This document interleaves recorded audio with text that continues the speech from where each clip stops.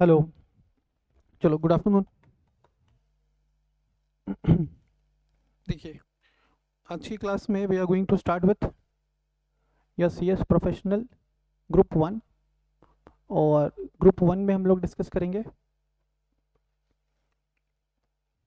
Paper named as drafting, pleading and appearances.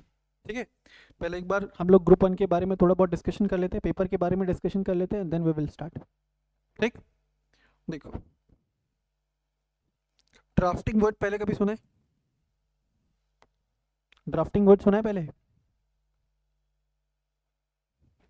Executive level पे तुमने resolution का drafting सीखा रहेगा या पढ़ा रहेगा? देखो, एग्जीक्यूटिव में आपने ड्राफ्टिंग किया था नोटिसेस का, रिजोल्यूशंस का, मिनट्स का। नहीं याद है? नहीं किया था? ओके, देखिए, ग्रुप वन 4 पेपर्स है आपको। First one is environmental, social and governance. Paper के बारे में थोड़ा बहुत आइडिया है? नहीं है? Okay, compliance management, audit, due diligence है? ओके, क्या होता है कंप्लाइंस मैनेजमेंट?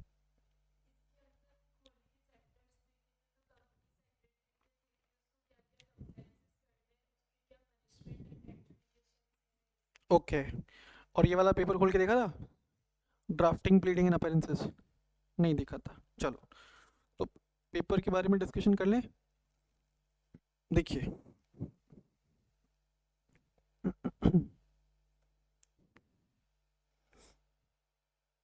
ये जो पेपर है ना, देखो, सीएस प्रोफेशनल अभी, सीएस प्रोफेशनल का जो सिलेबस है ना, मैं बोलूँगा यार पिछले 10 साल में बहुत बार रिवाइज हुआ है। ठीक है, पिछले 10 साल में बहुत बार रिवाइज हुआ है।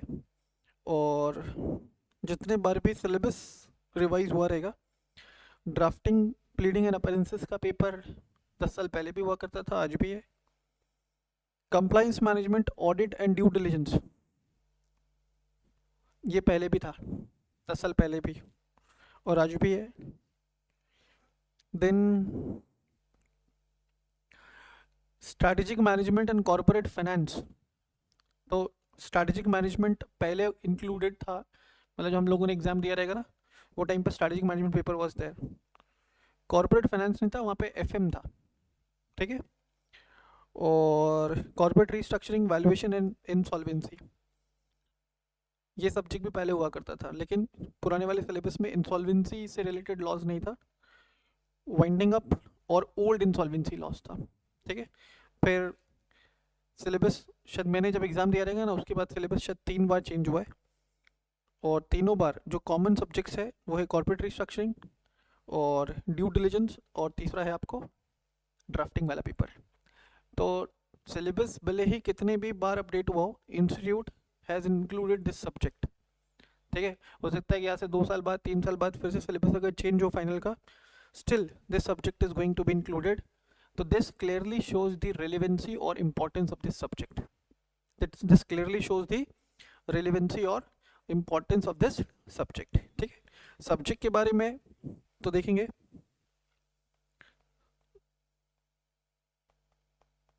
ड्राफ्टिंग, एंड नेक्स्ट है pleadings and appearances.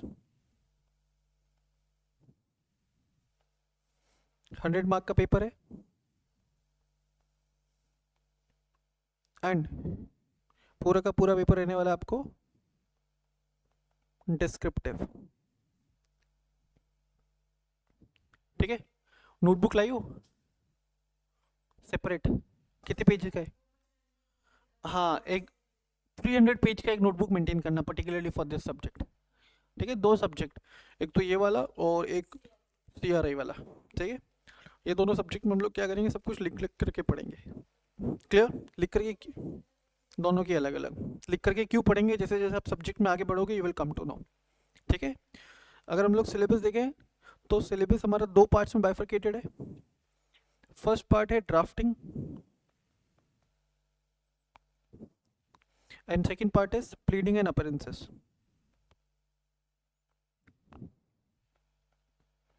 Pleading and appearances,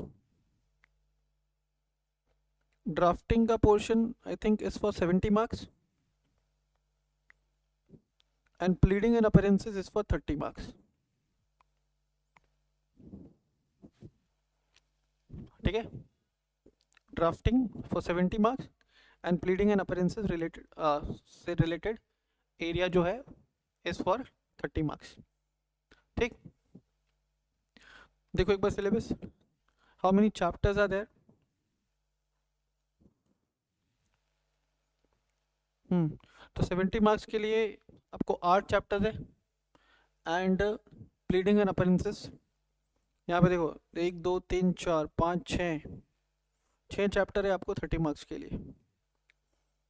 ठीक है, तो total how many chapters are there? 14. ठीक है, अब ध्यान देना यहाँ पे ना क्वेश्चन जो आपको एग्जाम में था, 2 प्रकार के क्वेश्चन आपको पूछे जाएंगे. एक है core theoretical based questions and second one is draft based questions.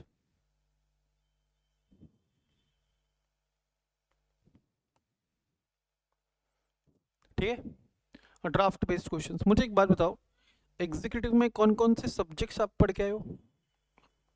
तो एग्जीक्यूटिव में तुमने पढ़ा रहेगा jurisprudence, okay, then general laws था, देन इंटरप्रिटेशन भी था.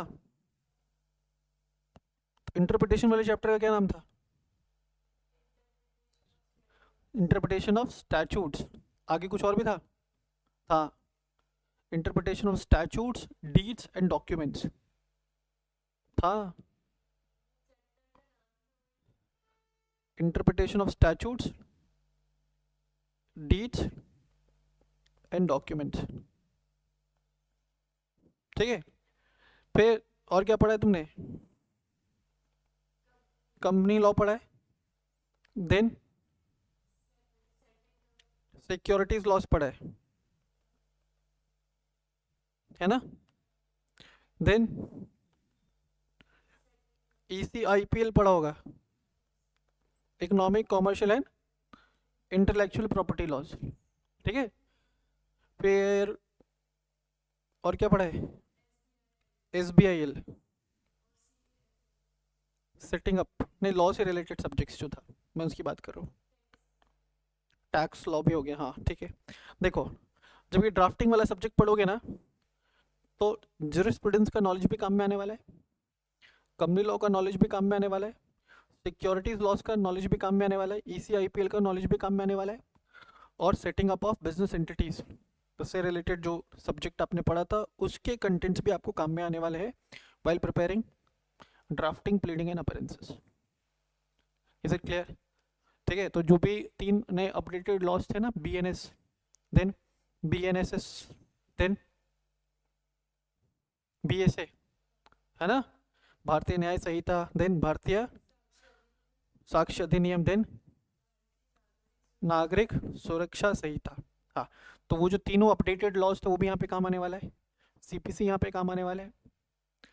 फिर आर्बिट्रेशन कंसिलेशन एक्ट पढ़ा था, हट गया था वो लेटर ऑन सिलेबस से, नहीं था, तो आर्बिट्रेशन एंड कंसिलेशन काम में आने वाला है. ठीक है, तो जो एग्जीक्यूटिव पे हमने पढ़ा इन सब्जेक्ट्स में वो कहीं ना कहीं आपको ड्राफ्टिंग पढ़ते समय काम में आने वाला है. Is it clear? ठीक है, तो जैसा कि इस सब्जेक्ट का नाम है ड्राफ्टिंग, ड्राफ्टिंग का मतलब क्या होता है सर? पहले हम लोग एक ओवरव्यू ले लेते हैं सब्जेक्ट का, है ना. What do you mean by this term drafting? सुना है पहले? अच्छा, ड्राफ्टिंग नहीं सुना रहेगा, ड्राफ्ट तो सुना है. क्या होता है draft? Anything which is yet to be finalised. तो कुछ भी रिटर्न कंटेंट होगा क्या? ठीक है, तो मैं कोई चीज ड्राफ्ट कर रहा हूं उसको मैं ऐसे भी बोल सकता हूं, मैं कोई चीज क्या कर रहा हूं? प्रिपेयर कर रहा हूं. किसी चीज को प्रिपेयर करना या किसी डॉक्यूमेंट को प्रिपेयर करना which is yet to be finalised क्या था? Draft. Which is yet to be finalised क्या था? ड्राफ्ट, तो ड्राफ्टिंग का मतलब देखो क्या होता है, drafting is the preparation, drafting is the preparation of any legal document. Drafting का मतलब क्या होगा, preparation of any legal documents. Drafting means preparation of any legal documents. ठीक है, अब लीगल डॉक्यूमेंट्स क्या होता है sir? Legal documents like any contract, legal documents like any agreements, legal documents means any deeds. ठीक है, लीगल डॉक्यूमेंट्स क्या होता है? Contract, agreement, deeds. ठीक है, और भी हो सकता है क्या? क्या तुमने पढ़ा था कंपनीज एक्ट में, company is required to prepare its memorandum and articles at the time of incorporation of company. Memorandum and articles क्या है? Legal document. ठीक है, company is required to prepare minutes of its meeting. Minutes क्या है? Legal document. ठीक है, share holding agreement क्या है? Legal document. तुमने सेटिंग अप में जॉइंट वेंचर वाला चैप्टर पढ़ा था, joint venture in foreign collaboration पढ़ा था ये?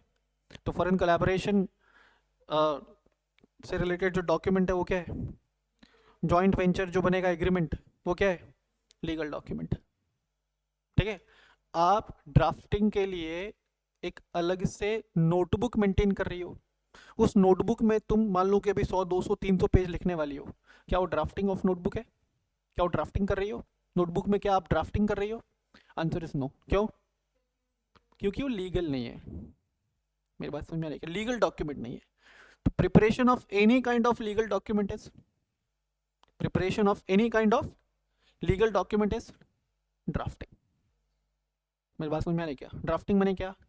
Preparation of any kind of legal document, that's it. तो ये जो पोर्शन है तुम्हारा 70 मार्क्स का, ये 70 मार्क्स के पोर्शन में तुम सीखने वाली हो रूल्स रिलेटिंग टू, क्या सीखने वाली हो? रूल्स रिलेटिंग टू ड्राफ्टिंग या प्रिंसिपल्स रिलेटेड टू ड्राफ्टिंग। पूरे 70 मार्क के पोर्शन में आप यही सीखने वाले हो,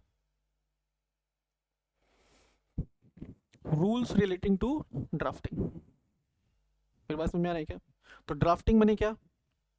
preparation of any legal documents like contract, agreement, deeds. Notebook में लिख रहे हैं हम, ड्राफ्टिंग कर रहे हैं क्या?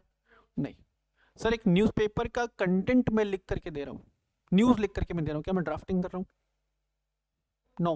न्यूज़पेपर क्या लीगल डॉक्यूमेंट है? नो। मेरी बात समझ में आ रही है? लीगल डॉक्यूमेंट को इन जनरल अगर मैं डिफाइन करना चाहूँ तो any document which can be legally admissible, which can be legally admissible as an evidence. Is it clear? ठीक है, तो लीगल डॉक्यूमेंट माने क्या? ठीक है, which is legally admissible as an evidence, can be considered as legal document. और ऐसे कोई भी लीगल डॉक्यूमेंट को मैं प्रिपेयर कर रहा हूँ तो उसको मैं क्या बोलूंगा? ड्राफ्टिंग। Is it clear? इस 70 मार्क के पोर्शन में हम क्या पढ़ेंगे? Rules relating to drafting. Is it clear? ठीक है, अब नेक्स्ट टर्म जो है that is pleading. Next term क्या है? प्लीडिंग। प्लीडिंग वर्ड सुना है पहले? प्लीडिंग का मतलब होता है टू प्लीड। ठीक है, और टू रेज प्लिया, और to raise plea, plea plea. ठीक है, ऐसे थोड़े से टेक्निकल वर्ड आएंगे इस सब्जेक्ट के अंदर, है ना। प्लिया का मतलब क्या होता है? डिस्कस। देखो मान लो कि अभी क्लास खत्म होता है, क्लास खत्म होकर के तुम अपने घर की तरफ जाती हो, स्कूटर पे आई हो, ओके, तो स्कूटर चला के बढ़िया हेलमेट वगैरह पहन के आती हो, हाँ, बढ़िया तुम अपने घर पे जा रही हो, कान में तुम्हारी ईयरफोन लगा हुआ है, गाने सुनते हुए, आज तुम्हारा बर्थडे भी है, तो रास्ते में क्या एक बहुत बड़ा सा खड्डा हो रखा था सड़क के बीचों बीच, और कोई नोटिस वगैरह भी नहीं लगा था, कॉशन का या डेंजर का, ठीक है, कोई ऐसा डिस्प्ले वगैरह नहीं है, तुम बढ़िया गाना सुनते सुनते गई सीधे खड्डे में गिर गई, ठीक है। As a result of which तुम्हारे एक पैर में फ्रैक्चर आ गया, सर फूट गया और 2 उंगलियां टूट गई, you got hospitalize for next 6 months, ठीक है। तो ये जो प्रोफेशनल क्लास तुमने आज से चालू करी थी, आज ही खत्म हो गई, पोस्ट क्या हो गया, एडजर्न हो गया फॉर द नेक्स्ट 6 मंथ्स, ठीक है। 6 महीने बाद जब तुम ठीक हुई, तुमको बहुत गुस्सा आ रहा है, किस पे गुस्सा आ रहा है, सर पे, सर की वजह से था, वो खड्डा किसकी वजह से था, किसने किया था वो, अजमेर नगर निगम, अजमेर नगर निगम और ADA, ADA was responsible for that drilling in the main road, और सेंटर में वो भी, और बिना विदाउट एनी नोटिस, कोई डिस्प्ले वगैरह भी नहीं है, उनकी वजह से you met an accident, now you will file a suit against ADA, उसको ही प्लीडिंग कहते हैं, you will be raising your plea, ठीक है, you will plead before the, किसके पीछे, किसके before, to raise plea before, तुम एडीए के अगेंस्ट केस फाइल करोगी, सूट फाइल करोगी, किसके पास, before any authority of law, authority of law word में यूज कर रहा हूं, अथॉरिटी ऑफ लॉ इनडायरेक्टली किसको बोलते हैं, कोर्ट को बोलते हैं। आप एडीए के अगेंस्ट केस फाइल कर रहे हो, एडीए के अगेंस्ट अपनी प्लिया रेज कर रहे हो, before the authority, before the authority of law, क्यों प्लिया रेज कर रहे हो, what is the purpose of raising the plea, to seek the remedies, to seek the remedies available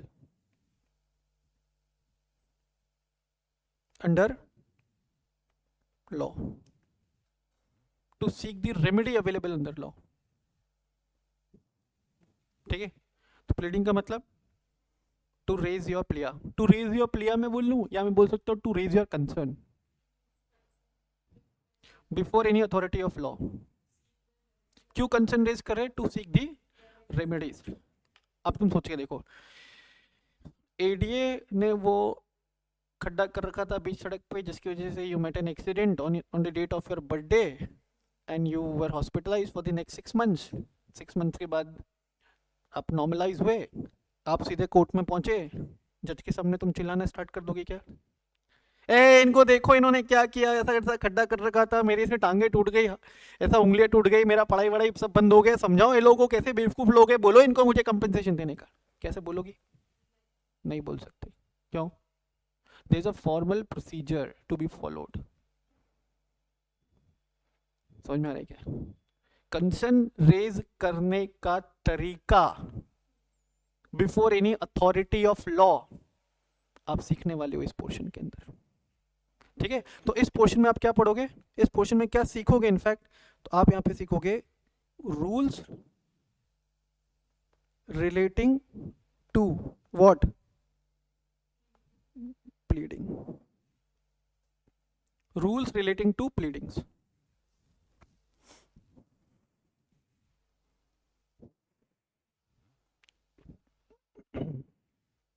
ठीक है। अब नेक्स्ट टर्म क्या है, सब्जेक्ट के नाम में नेक्स्ट टर्म क्या है, अपीयरेंसेस,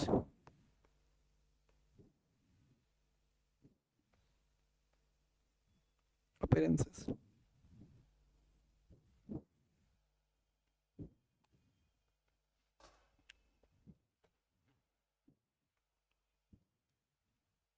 ठीक है। अब अपीयरेंसेस का मतलब to appear before the authority of law, to appear before the authority of law, ठीक है। तो लिखो अपीयरेंसेस का मतलब क्या है, टू अपेयर, लिखो appear before the authority of law,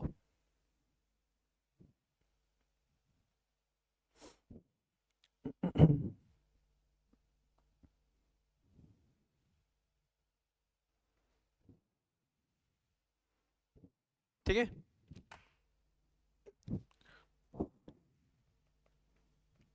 to appear before authority of law. ठीक है, अब मैं अथॉरिटी ऑफ लॉ बोलूंगा तो यहाँ पे दो टाइप की अथॉरिटीज हो सकती है। एक है जुडिशियल अथॉरिटी,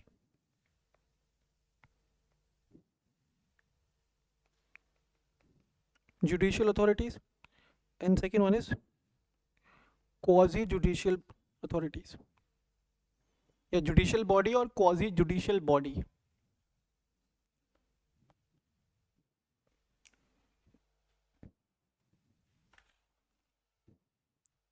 जुडिशियल बॉडी हम अपेयर किसके सामने होंगे, जुडिशियल बॉडी के सामने या क्वाजी जुडिशियल बॉडी के सामने। समझ में आ रहा है क्या? जुडिशियल बॉडी मतलब कोर्ट्स, क्वाजी जुडिशियल बॉडी मतलब हाँ कोर्ट के जैसा है लेकिन कोर्ट नहीं है। For example NCLT, for example SEBI, for example CAT, CAT समझते, कंपटीशन एपेलेट ट्रिब्यूनल।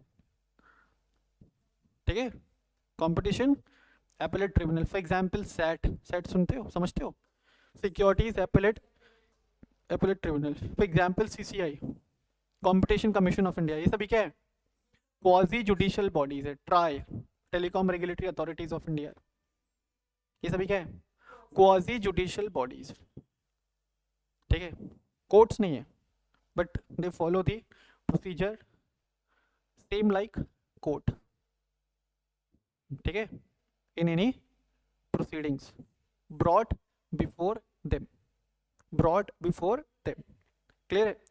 तो as a company secretary you will be empowered to appear before the quasi judicial bodies।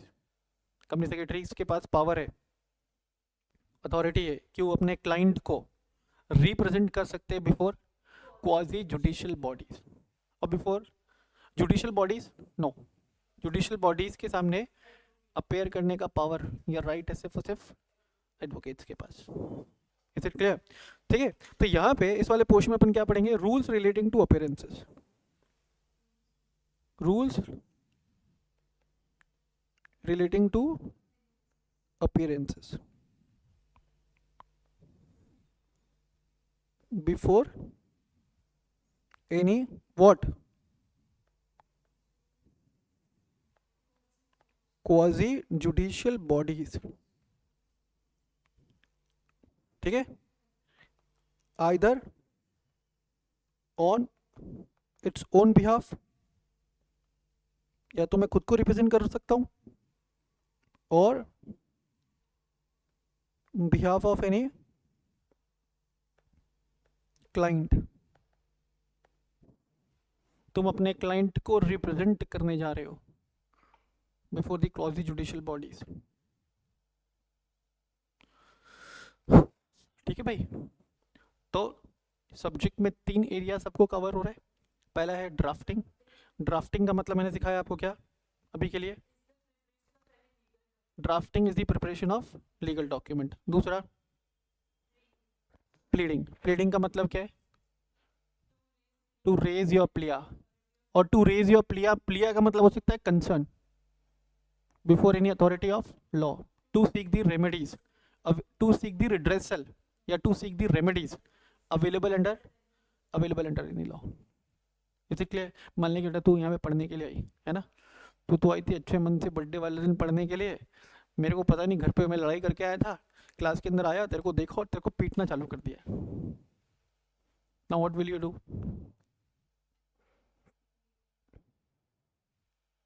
What will you do?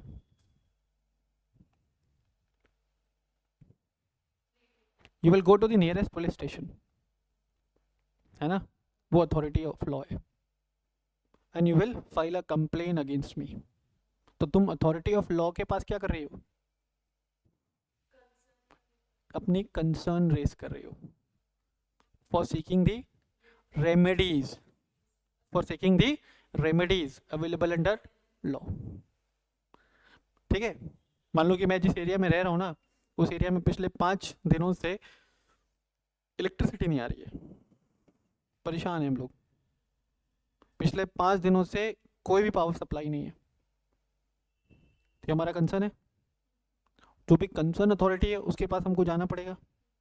जाकर के सीधा उसका गला पकड़ लूंगा क्या मैं ऑफिसर का? नहीं, there is a standard set of procedure, ठीक है, which I needs to follow for getting the remedies, for seeking the remedies. Authority भी जो रेमेडीज प्रोवाइड करेगा वो रेमेडी प्रोवाइड करेगा within the ambit of law और within the scope of law. I hope you are getting it, ठीक है। तो 3 areas हैं, ड्राफ्टिंग किसका, लीगल डॉक्यूमेंट्स का, preparation of any legal document is called drafting. दूसरा pleading, pleading का मतलब रेजिंग योर प्लिया और raising your concern before any authority of law to seek the remedies available under law. Third one is appearances, appearances का मतलब to appear before the authority, ठीक है। Judicial authority, quasi judicial authority, या judicial bodies, quasi judicial bodies. As a company secretary we are being empowered to appear before the quasi judicial bodies either on our own behalf or on behalf of any of our clients। या तो हम खुद के behalf पे present हो सकते हैं, present हो सकते हैं on behalf of any of our client। Is it clear? अच्छा, अभी तुम एक चीज़ समझना, मैंने तुमको बोला ड्राफ्टिंग कितने मार्क का है तुम्हारे को सिलेबस में, 70 नंबर का है ना। अब सीखना, पहले समझना, देखो एक चीज़ में, एक लाइन यहाँ पे मैं बोल रहा हूँ स्टार्टिंग में, मैं बोल रहा हूँ ड्राफ्टिंग का मतलब था प्रिपरेशन ऑफ लीगल डॉक्यूमेंट, और मैं एक और चीज़ बोल रहा हूँ ड्राफ्टिंग इज एन आर्ट।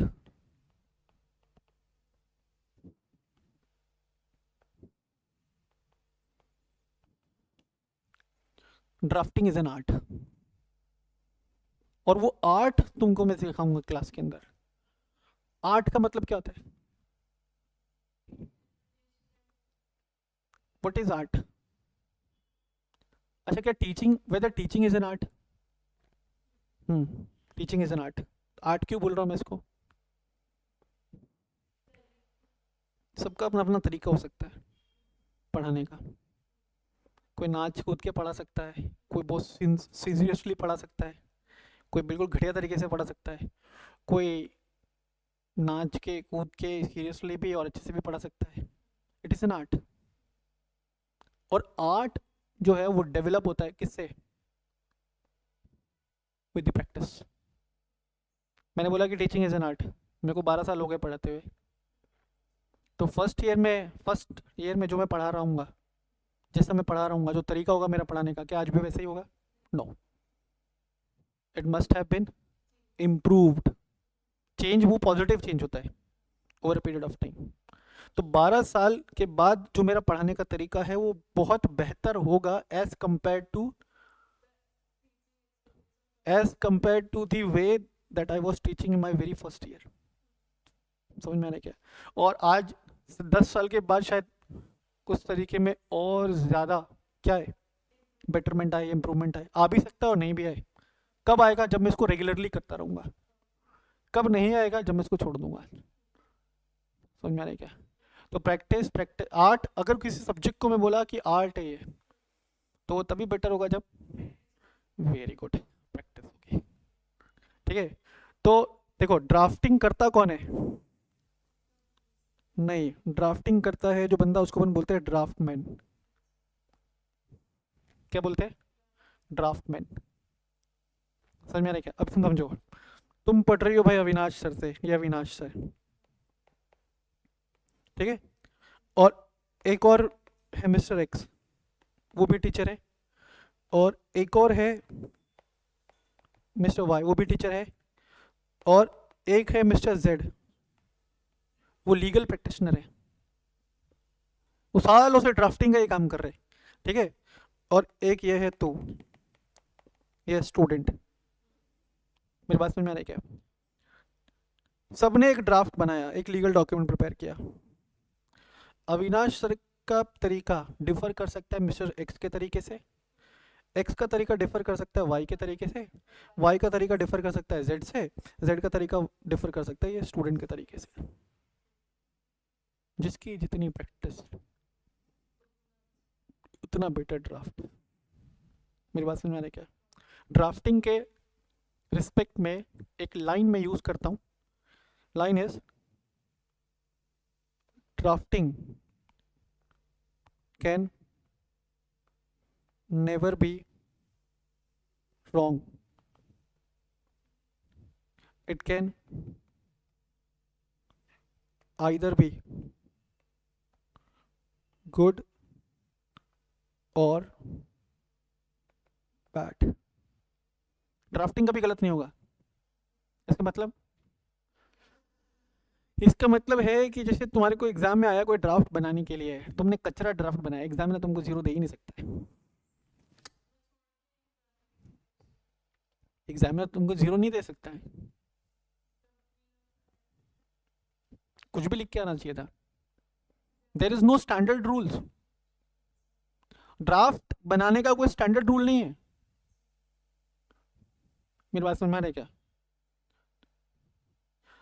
ये अच्छा या बुरा हो सकता है, गलत नहीं होगा. हाँ, लेकिन तुमने सब्जेक्ट मैटर ही चेंज कर दिया. एक बंदा दूसरे बंदे को कोई प्रॉपर्टी सेल कर रहा है, तुमने रेंट एग्रीमेंट बना दिया. बनाना सेल डीड था, तुमने बनाया रेंट एग्रीमेंट, तो गलत है ना. सब्जेक्ट मैटर ही गलत हो गया वो पे. समझ में आ रहा है क्या? तो यहाँ पे अविनाश सर ने जो ड्राफ्टिंग किया होगा, और एक्स ने जो ड्राफ्टिंग किया होगा, और वाई ने जो ड्राफ्टिंग किया होगा, और जेड ने जो ड्राफ्टिंग किया होगा, और ये जो स्टूडेंट ने जो ड्राफ्टिंग किया होगा, इन सबका ड्राफ्टिंग अलग अलग हो सकता है. ड्राफ्ट डिफर कर सकता है.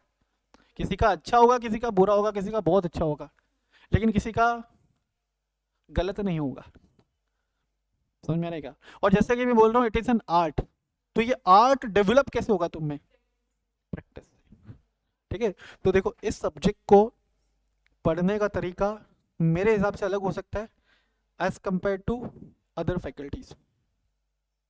मेरे हिसाब से क्या होना चाहिए इसको पढ़ने का तरीका? मेरे हिसाब से ये होना चाहिए कि स्टूडेंट शुड ड्राफ्ट. पहले क्या हो, देखो समझो कि क्लास के अंदर 75-80 ड्राफ्ट्स प्रिपेयर करना है अपन को. ठीक है, कितने? 75 से 80 ड्राफ्ट्स प्रिपेयर करना रहेगा. अब वो प्रिपेयर करने के दो तरीके हो सकते हैं. पहला तरीका ये है कि भाई तुम लोग आए और मैंने यहाँ पे लिखा, तुमने कॉपी किया, अपने घर चले गए, याद कर लिया. ठीक है. दूसरा तरीका ये होगा कि तुम आए, इनिशियली मैंने तुमको 4-5-6 ड्राफ्ट बना करके सिखाया. यू गॉट एन आइडिया कैसे करना है, क्या करना है.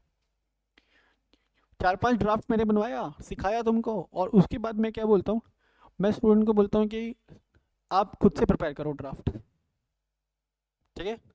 फिर मैं आपके ड्राफ्ट का इवैल्यूएशन करूंगा इन द सेम क्लास. ठीक है.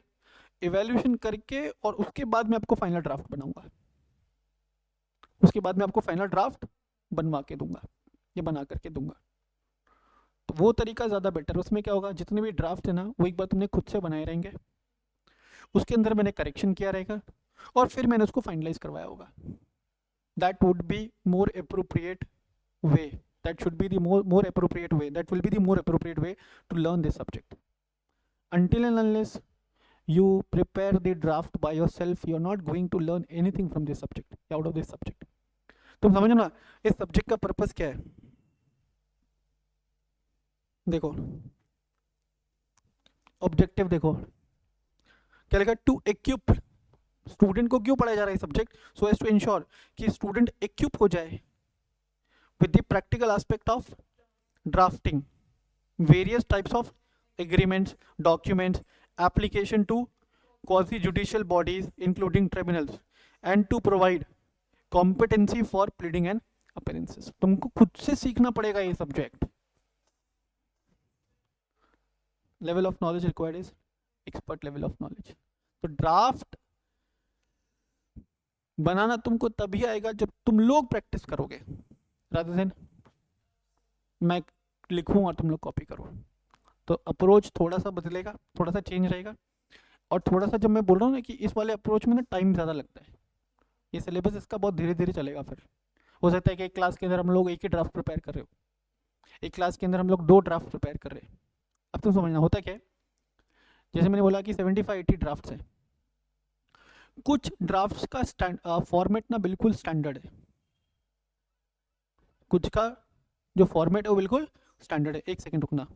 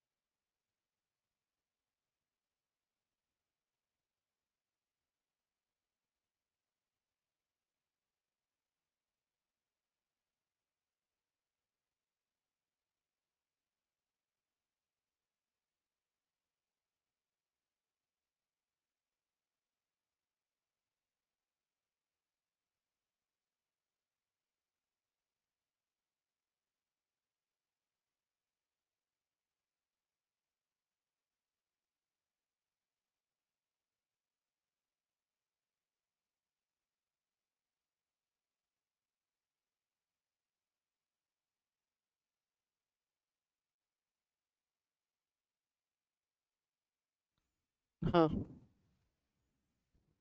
ठीक है, तो आपको सीखना पड़ेगा, सीखने के लिए आपको खुद से प्रैक्टिस ज़्यादा करनी पड़ेगी as far as this subject is concern. एक और चीज़ मैं तुमको सिखा देता हूँ, देखो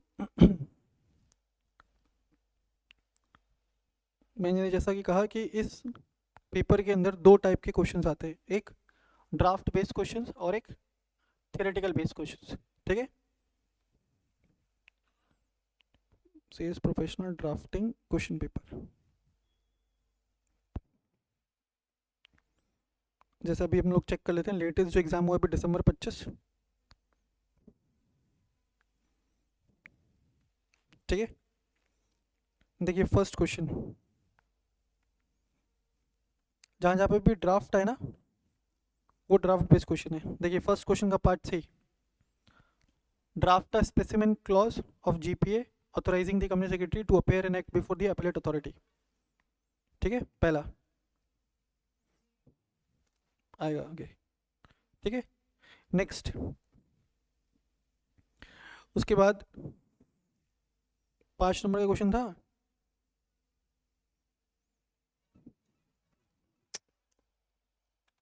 हेलो,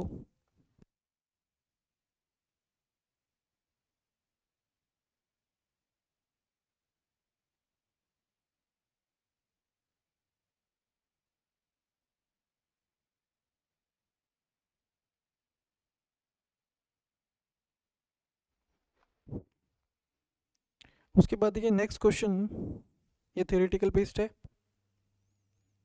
नेक्स्ट क्वेश्चन भी थ्योरेटिकल बेस्ड है। फिर यहाँ पे एक स्पेसिमेन ड्रॉ करना है ना, सर्कुलर बनाना है और एक शो कॉज नोटिस बनाना है। ठीक है, नेक्स्ट एक ये ड्राफ्ट से रिलेटेड क्वेश्चन कंसिडर किया जा सकता है कि क्लॉजेज इन जेवी एग्रीमेंट।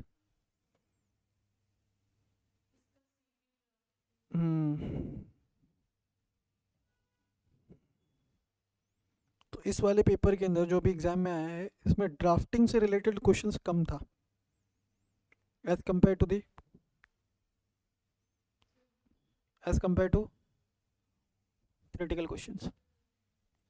ठीक है, समझ में आ रहा है क्या? जब ये सब्जेक्ट पढ़ोगे ना तो 80% टाइम क्लास के अंदर ड्राफ्टिंग ही करोगे। क्या पेपर देखने में अच्छा लग रहा है? ये पेपर इजी है।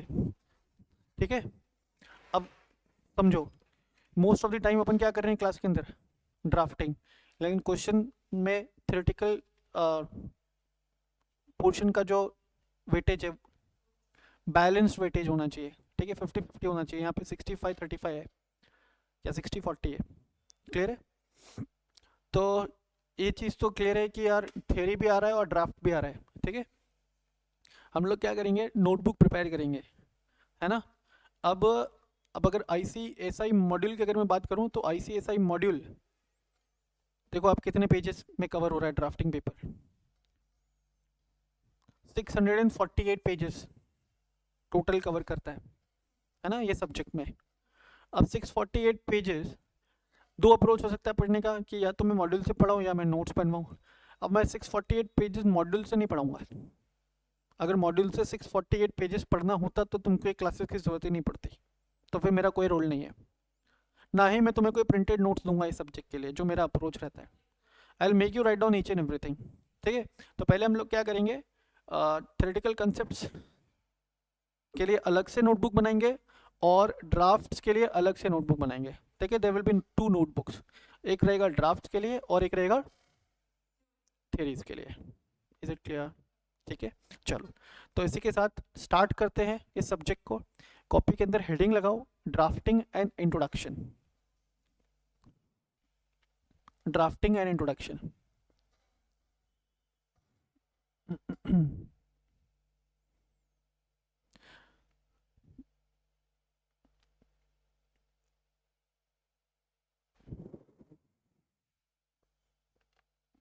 ठीक है, एक चीज लिख लेना स्टार्टिंग में ही कि sequence of topics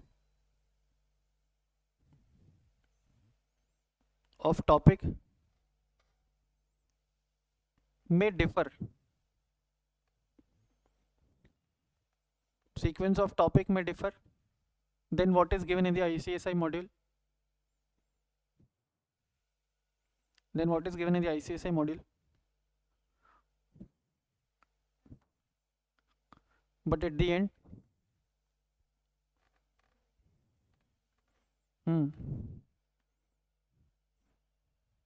sir will make us prepare 100% of the syllabus given in the ICSI module.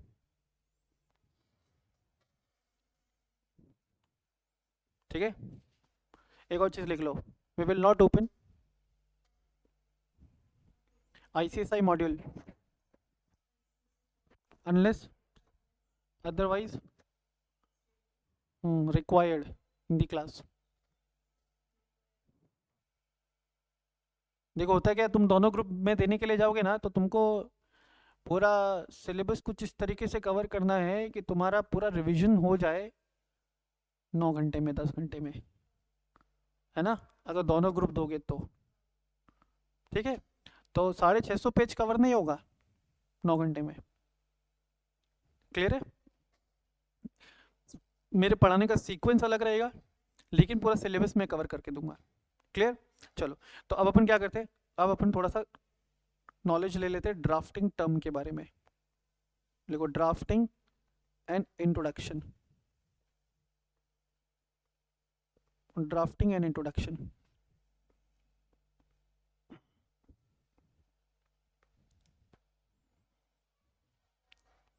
देखो क्या मतलब बताया था अभी थोड़ी देर पहले। हाँ, तो लिखो इन लीगल सेंस, ड्राफ्टिंग का मतलब लिखो in legal sense, drafting is an act, drafting is an act of preparing, it is an act of preparing legal documents like agreements,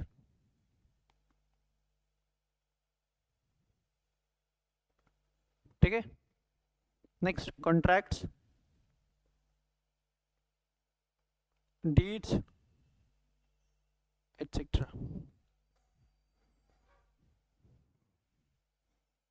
ठीक है, in legal sense drafting is an act of preparing any legal document, कोई भी legal document को prepare करना is nothing but drafting. Is it clear? ठीक है, एक और लाइन लिखो,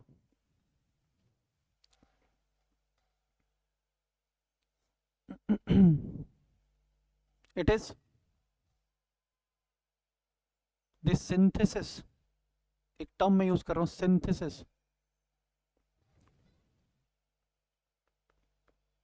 it is the synthesis of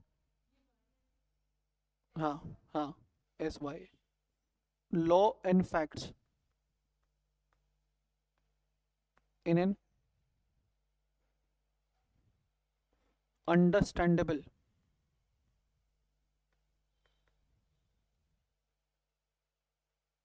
form. Drafting is synthesis of law and facts. Synthesis का मतलब क्या होता है? एडिशन,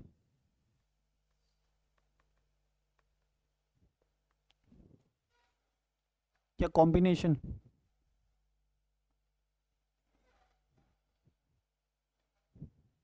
ठीक है, it is the synthesis of law and facts in an understandable form. अब देखो, समझ लो इस लाइन का क्या मतलब है।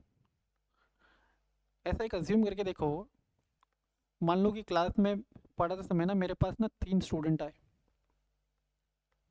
ठीक है, 3 स्टूडेंट आए, ए बी सी। ए की एज है 21 ईयर्स, ठीक है, बी की एज है 19 ईयर्स और सी की एज है 14 ईयर्स, ठीक है। क्लास के एंड में मेरे पास आते हैं और बोलते हैं कि सर हमें ना पढ़ाई वढ़ाई में मन नहीं लग रहा है अभी, मालूम नहीं कि सीएस बनेंगे नहीं बनेंगे, हम तो बिज़नेस स्टार्ट करना चाहते हैं। मैं पूछता हूँ कि अच्छा क्या बिज़नेस करना चाहते हो? सर कुछ नहीं, बाहर से कपड़े एसेसरीज लाएंगे, इंडिया में अपने ब्रांड का लोगो उसके ऊपर चिपकाएंगे और बेचेंगे। मैं बोला अच्छा ऑप्शन है, तो मैं तुम्हारी क्या मदद कर सकता हूँ? बच्चे बोलते हैं कि सर हम ना ये बिज़नेस करना चाहते हैं पार्टनरशिप मोड में, तो हम चाहते हैं कि आप हमें एक पार्टनरशिप एग्रीमेंट या पार्टनरशिप डीड एग्जीक्यूट करके दो। बच्चा क्या बोलता है मुझे? पार्टनरशिप डीड मुझे एग्जीक्यूट करके दो। ठीक है, मैं बोलता हूँ कि कोई प्रॉब्लम नहीं है, 5,000 रुपये लगेंगे। स्टूडेंट बोलता है कि डन। ठीक, अब समझो मैं यहाँ पे क्या बना रहा हूँ? Partnership deed. क्या पार्टनरशिप डीड लीगल डॉक्यूमेंट है? क्या पार्टनरशिप डीड लीगल डॉक्यूमेंट है? यस। तो जब मैं पार्टनरशिप डीड बनाऊंगा तो क्या मैं ड्राफ्टिंग करूंगा? अगर मैं प्रिपेयर कर रहा हूँ, preparation of partnership deed, whether it would be considered और whether it would be called as drafting? Answer is yes. ठीक है, तो अब समझो, पार्टनरशिप डीड बनाने के लिए मेरे को क्या कुछ सेट ऑफ इंफॉर्मेशन की जरूरत पड़ेगी? क्या क्या इंफॉर्मेशन चाहिए? नहीं, पहले मैं इनसे पूछूंगा कि बताओ तुम्हारे फर्म का नाम क्या होने वाला है। ठीक है, मोटा मोटी मुझे कुछ इन्फॉर्मेशन चाहिए तभी तो डीड बनाऊंगा। फिर मैं पूछूंगा कि भाई बोलो तुम्हारा नेचर ऑफ बिजनेस क्या रहने वाला है। समझ में आ रहा है? फिर मैं बोलूंगा एक और चीज़ बताओ कि तुम्हारा प्लेस ऑफ बिजनेस क्या रहने वाला है। ठीक है, फिर मैं बोलूंगा कि एक काम करो ये भी बता दो कि तुम्हारा profit and loss sharing ratio क्या रहने वाला है। तुम्हारा profit and loss sharing ratio क्या रहने वाला है। ठीक है, तो उन्होंने वो भी बता दिया। फिर मैं पूछूंगा कि एक बात बताओ कि कौन पार्टनर कितना पैसा लेकर के आएगा, कैपिटल कंट्रीब्यूशन पार्टनर्स का कितना क्या रहेगा। ठीक है, फिर मैं बोलता हूँ कि अच्छा एक बात बताओ कि फ्यूचर में नए पार्टनर्स को अगर इंट्रोड्यूस करोगे तो उसके एडमिशन से रिलेटेड क्या प्रोविजंस रखने वाले हो। फिर मैं पूछूंगा कि क्या तुम ये बिजनेस एक फिक्स टाइम के लिए करोगे या you will carry it out for unlimited period of time. ठीक है, तो मैं उनसे पूछूंगा उनके पार्टनरशिप का टाइम पीरियड।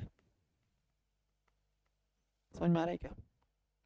मैं पूछूंगा कि भाई तुम्हारे पार्टनरशिप फर्म का बैंक अकाउंट कहाँ रहने वाला है और उस बैंक अकाउंट का ऑपरेशन किसके हाथ में रहेगा, क्या तीनों पार्टनर के हाथ में रहेगा या किसी एक के हाथ में रहेगा। फिर मैं पूछूंगा कि क्या तुम तीनों एक्टिव पार्टनर रहोगे या दो एक्टिव रहेगा एक स्लीपिंग रहेगा। ये सारे इंफॉर्मेशन मैं कलेक्ट कर रहा हूँ। ये सभी क्या है बेटा? ये फैक्ट्स है related to, facts relating to the deed. ठीक है, अब मुझे एक बात बताओ, मैं पार्टनरशिप डीड बना रहा हूँ, क्या मुझे कोई लॉ ध्यान में होना चाहिए वाइल प्रिपेयरिंग पार्टनरशिप डीड? कौन सा लॉ? तो मुझे पता होना चाहिए क्या? Partnership act 1932। जैसा कि मैंने केस बताया था तुमको कि तीन पार्टनर्स थे, ए था, बी था और सी था। ए और बी का एज तो 21 साल और 19 साल था। सी का एज कितना था? 14 years. She is a minor. She is a minor. Partnership act मैंने पढ़ा हुआ है तो मैंने रेफर किया पार्टनरशिप एक्ट का प्रोविजन। मिला यार मेरे हिसाब से तो minor can not be a partner, तो ये डीड बन ही नहीं सकता। मेरी बात समझ में आ रहा है क्या? तो एज अ ड्राफ्टमैन मेरे को दो चीज़ों की जानकारी होनी चाहिए, फैक्ट्स, सारे रेलिवेंट फैक्ट्स, ये फैक्ट्स, प्लस उस लीगल डॉक्यूमेंट के ऊपर जो लॉ एप्लीकेबल है वो भी मुझे पता होना चाहिए, तभी मैं क्या कर पाऊंगा, उससे रिलेटेड ड्राफ्ट प्रिपेयर कर पाऊंगा। देखो ऊपर तुमने एक स्टेटमेंट लिखा है, it is this synthesis combination combo of law and facts in an understandable form or in an understandable manner. तो मैं कोई भी ड्राफ्ट तभी बना पाऊंगा जब उस ड्राफ्ट से रिलेटेड फैक्ट्स, जब उस ड्राफ्ट से रिलेटेड लॉ ड्राफ्टमैन को मालूम होगा। समझ में आ रहा है क्या? ठीक है, तो यहाँ पे जो एग्जाम्पल दिया, मैं नीचे एक नोट लिखूंगा, क्या draughtsman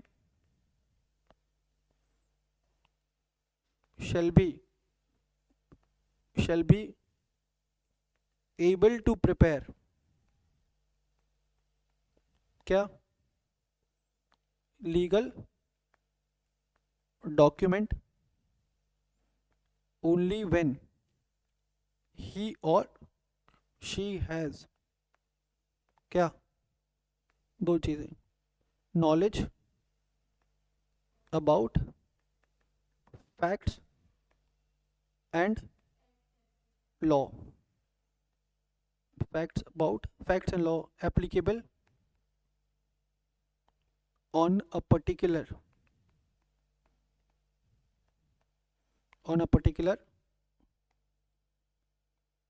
legal document।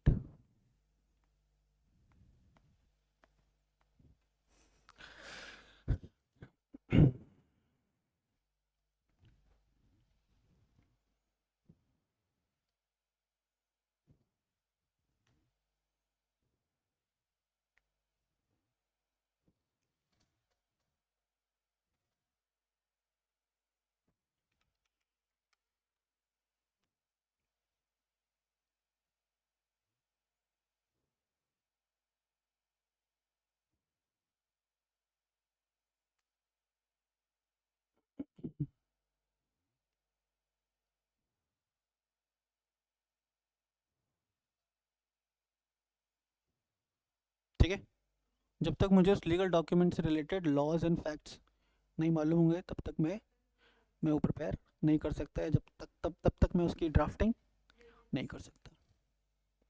Is it clear? ये एग्जाम्पल कॉपी किया,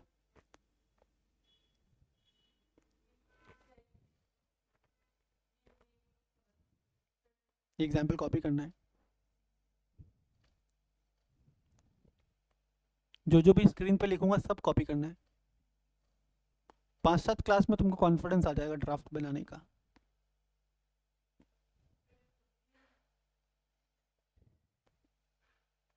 कॉपी करिए इसको।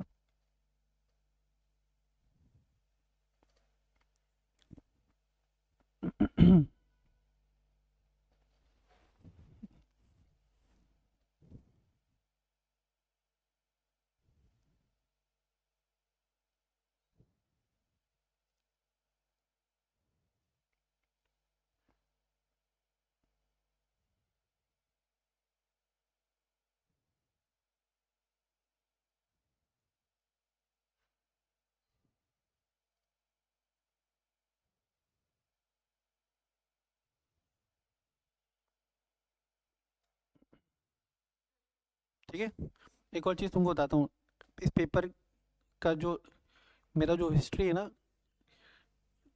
ये देखो जून 2014 में ऑल इंडिया हाईएस्ट मार्क्स था मेरे स्टूडेंट का। ठीक है, फिर दिसंबर 16 में ऑल इंडिया हाईएस्ट मार्क्स था, फिर जून 17 में ऑल इंडिया हाईएस्ट था, फिर दिसंबर 19 में ऑल इंडिया हाईएस्ट था, फिर ये जून 20 में ऑल इंडिया हाईएस्ट था। उसके बाद तो कोविड के बाद मैंने पढ़ाना कम कर दिया था, फाइनल्स कोविड में लास्ट बैच था। ठीक है, तो सिंपल सा फंडा है, अब बस जो भी क्लास में जैसे जैसे भी कराया जा रहा है ना उसको करते रहो, लिखते रहो, प्रैक्टिस करते रहो, लिखते रहो, प्रैक्टिस करते रहो, बिल्कुल ऐसा हैंड्स ऑन हो जाएगा इस पेपर के ऊपर। क्लियर? तो एक लाइन लिखो और लिखो a proper understanding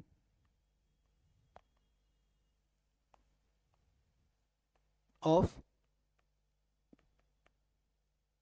drafting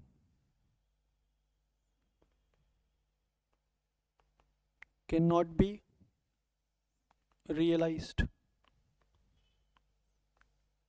unless the relationship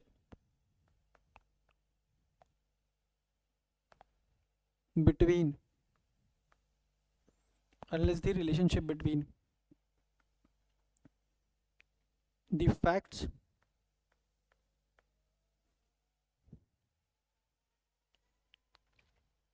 plus law applicable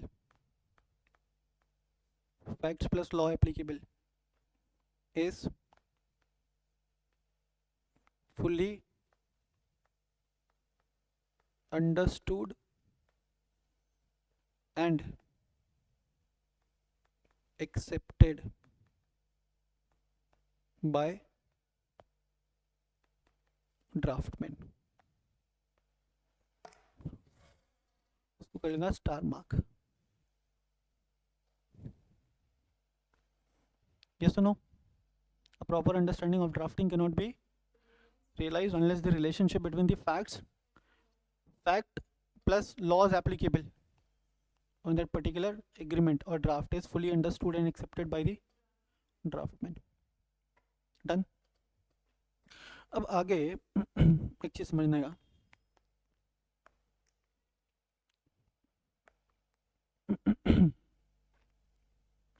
एक टर्म आता है कन्वेयंस।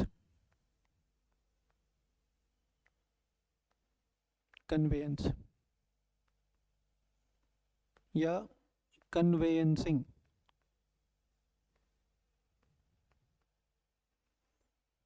ठीक है, एक तो हो गया ड्राफ्टिंग और दूसरा हो गया कन्वेयंस या कन्वेयंसिंग। ये वर्ड सुना है पहले? कन्वेंस का मतलब क्या है? क्या होता है कन्वेंस का मतलब? स्टैम्प पैक पड़ा रहेगा, उसमें तो आया रहेगा ना कन्वेंस वर्ड। स्टैम्प पैक में सुना रहेगा तुमने, एग्जीक्यूटिव में सुना है? देखो, कन्वेंस का मतलब मोड ऑफ ट्रांसपोर्टेशन भी होता है, यहाँ पे वो नहीं है। ठीक है, लिखो कन्वेंस का मतलब, इट मीन्स preparation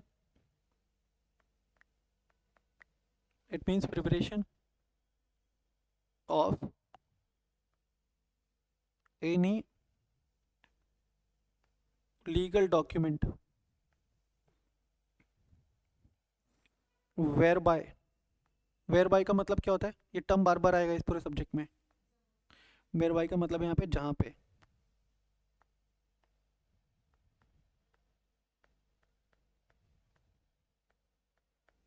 ठीक है, it means preparation of any legal documents where by land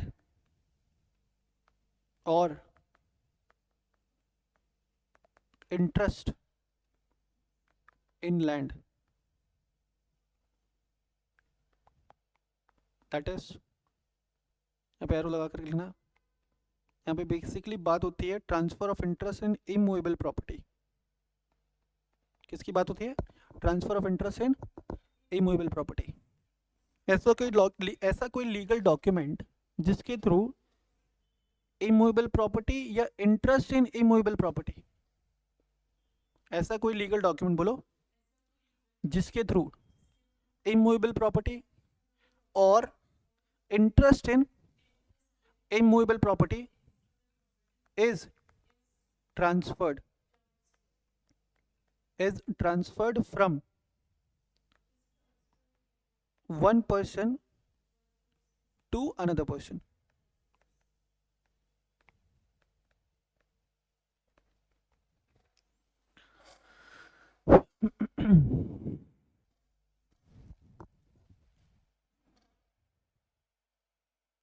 समझ में आ रहा है क्या? कन्वेंस का मतलब ऐसा लीगल डॉक्यूमेंट जिसके थ्रू या तो इमूवेबल प्रॉपर्टी ट्रांसफर हो रहा है या इंटरेस्ट इन इमूवेबल प्रॉपर्टी ट्रांसफर हो रहा है। any document, any legal document through which either immovable property or interest in the immovable property is being transferred from one person to the another person. एक note लिख लेना इसके नीचे.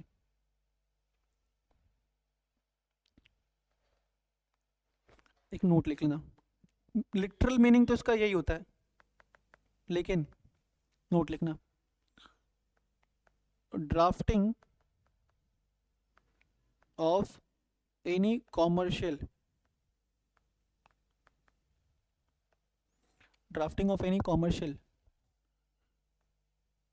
and other documents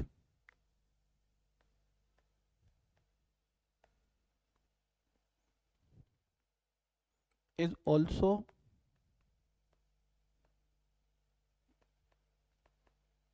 understood as conveyance.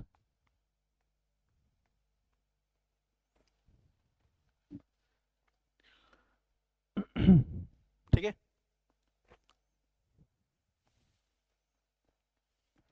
ठीक. Convince का मतलब क्या?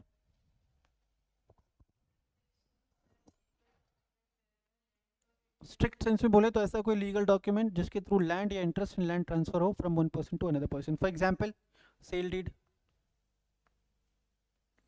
Cell deed is a classic example of conveyance.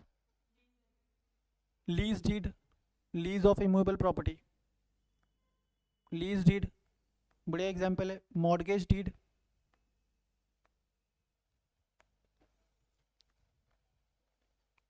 ठीक है. ये सब किसके एग्जाम्पल है? कन्वेंस के. ऐसा कि लीगल डॉक्यूमेंट जिसके थ्रू लैंड और interest in the land is being transferred from one person to another person. ठीक है. फिर नीचे क्या लिखा तुमने? Note. Drafting of any other commercial document is also covered under the term called conveyance. तो जब अपन इन दोनों टर्म को मिक्स करते हैं ना, तो इसका मतलब क्या? ट्रांसफर ऑफ इंटरेस्ट मूवेबल और इमूवेबल दोनों प्रॉपर्टीज में हो सकता है थ्रू अ डॉक्यूमेंट जिसको अपन क्या बोल सकते हैं? कन्वेंस. ये सुनो, तुम देखो ना क्या लिखा? Drafting of any commercial and any other document. तो एनी अदर कॉमर्शियल डॉक्यूमेंट का ड्राफ्टिंग भी कन्वेंस कहलाता है.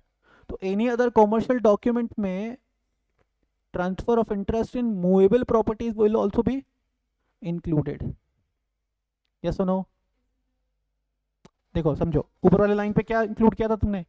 Specifically immovable property. Immovable property का ट्रांसफर या इमूवेबल प्रॉपर्टी के इंटरेस्ट का ट्रांसफर. ठीक है. नीचे क्या लिखा तुमने? कोई और कमर्शियल एग्रीमेंट की ड्राफ्टिंग को भी अपन क्या बोल रहे हैं? कन्वेंस. तो कोई और कमर्शियल एग्रीमेंट, तो वहां पे मूवेबल प्रॉपर्टी भी कवर हो सकता है.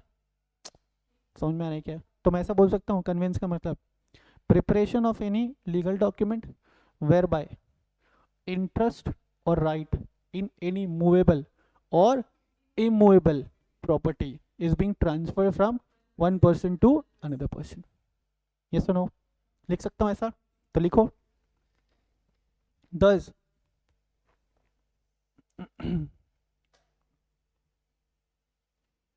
we can say that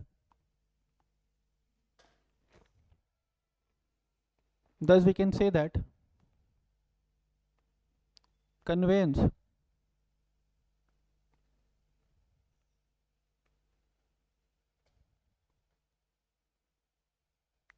is an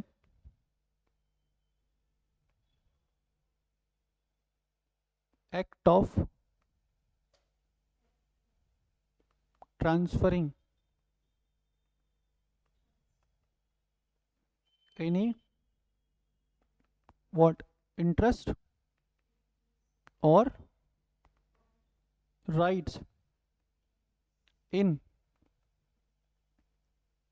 any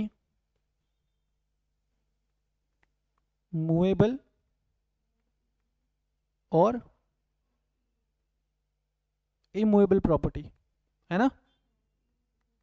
immovable property from one person to another person. From one person to another person.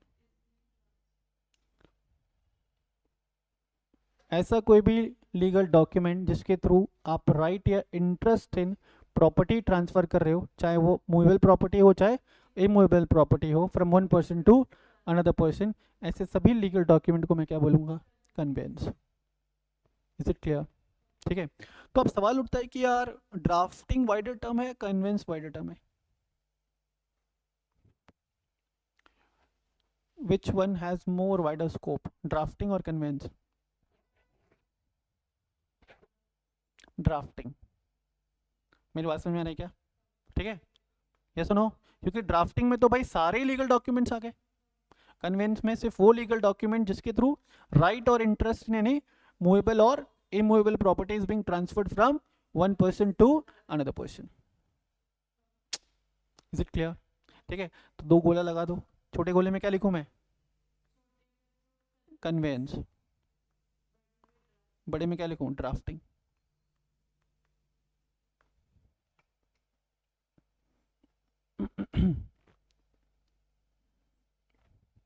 ठीक, और नीचे एक नोट लगा दूं, क्या नोट लगाऊं,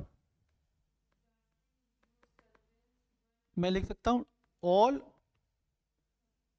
क्या, conveyance is drafting but all drafting may not be a conveyance। ठीक है sir, may not be a conveyance, all conveyance is drafting but all drafting may not be a conveyance। मैं ऐसा भी लिख सकता हूं, thus drafting is a wider term and it includes क्या, conveyance।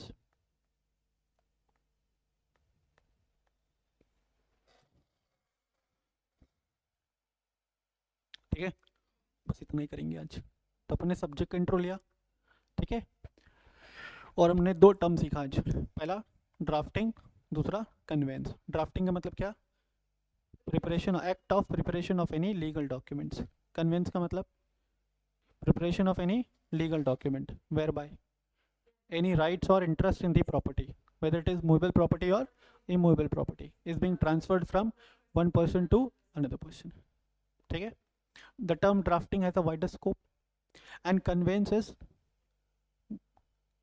included in drafting। is it clear? यहाँ तक clarity है? ठीक है, इसके आगे अपन करेंगे कल। ठीक है, कल सेम टाइम रहेगा क्लास। Thank you.